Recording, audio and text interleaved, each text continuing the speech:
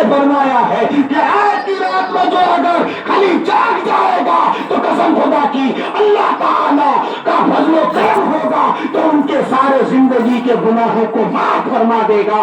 اللہ کے نبی فرماتے ہیں آج کی رات میں اللہ گناہوں کو اس طریقے سے بخشتا ہے، اس طریقے سے بخشتا ہے۔ نبی فرماتے ہیں کہ آج کی رات میں تمام مومنین کی مغفرت کر دی جاتی ہے، لیکن نبی فرماتے ہیں کہ جو شخص ایسے ہے جس کی اللہ مغفرت نہیں فرماتا ہے۔ آج کی رات میں دو انسان کی مغفرت نہیں ہوتی ہے۔ سب سے پہلا کون؟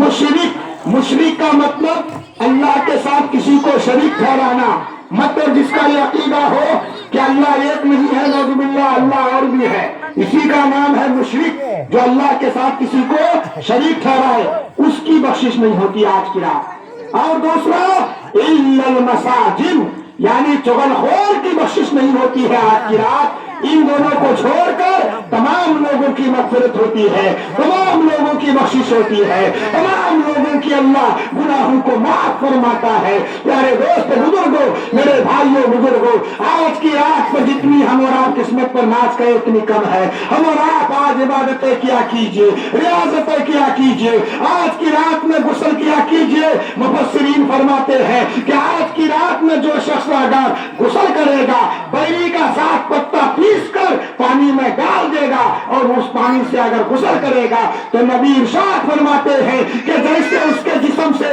پانی کا قطرہ گرے گا، ویسے ہی عاشر برات کی رات میں اگر جو کوئی غسل کرے گا تو جیسے اس کے جسم سے پانی گرے گا ویسی ہی ان کا گناہ بھی دھل جائے گا، ان کا گناہ بھی آج ویسے ہی دھل جائے گا، ویسے ان کا گناہ آج جسم سے گر جائے گا۔ پیارے دوست بزرگوں، میرے قابل قدر نوجوان ساتھیوں، آج کی رات میں ہم اور آپ کو زیارت کرنے کا حکم ہے۔ ہم اور آپ آج کی رات میں قبرستان چلیں، میتوں کے پاس چلیں، قبرستان میں جا کر ہم اور آپ مرحومین کی مغفرت کے لیے دعا مانگیں۔ اللہ اکبر کبیرہ۔ کتابوں میں آتا ہے کہ آج کی رات میں جو شخص قبر کی زیارت کے لیے جاتا ہے، قبر کی زیارت کے لیے جانا یہ تکمیل ایمان کی دلیل ہے۔ قبر کی زیارت کے لیے جانا یہ تمام مومنین کی نیک عادتیں ہیں۔ قبر کی زیارت کے لیے جانا ایمان کے مکمل ہونے کی دلیل ہے۔ اللہ کے نبی سے پوچھا گیا یا رسول اللہ قبر کی زیارتیں کیوں کی جاتی ہے؟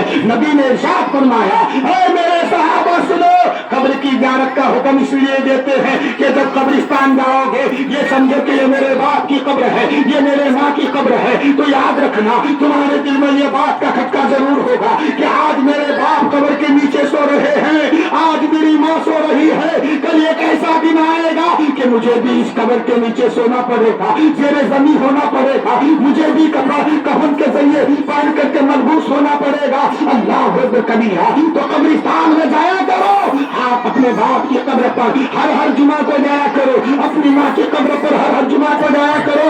آپ صلی اللہ علیہ وسلم نے فرمایا کہ قبر والوں کے پاس جاؤ، جانے کے بعد کھڑے ہو جاؤ، کھڑے ہو کر کے آپ کو قرآن کی آیت یاد ہے، قرآن کی تلاوت کرو، اس کے بعد آپ دعا کے لیے ہاتھ اٹھاؤ اور کہو کہ اے پروردگار میں اس انسان کا نور نظر نقطۂ جگر ہوں، میں اس انسان کا پیارا سا لاڈلا سا بیٹا ہوں، اے پروردگار میں نے آج جتنی آیتیں پڑھی ہے اپنے باپ کے لیے پڑھی ہے، اپنی ماں کے لیے پڑھی ہے، اپنے تمام خش و اقارب کے لیے پڑھی ہے، اور مجموعی طور پر قبرستان میں جب بھی جاؤ تو السلام علیکم یا اہل القبور پڑھ لیا کرو۔ یاد رکھنا یہ کیوں پڑھنے کا حکم ہے؟ نبی نے فرمایا کہ قبر والے بھی سنا کرتے ہیں، قبر والے بھی سلام کا جواب دیتے ہیں، قبر والے بھی تیرے لیے دعا کرتے ہیں۔ اللہ اکبر کبیرہ۔ حدیث پاک میں نبی نے فرمایا او لوگوں انتقال ہونے والا انتقال ہو گیا ہے، لیکن یاد رکھنا جب کوئی زمین کے اوپر سے چلتا ہے تو قبر والے تمام لوگوں کے قدموں کے آوازوں کو بھی سنا کرتے ہیں،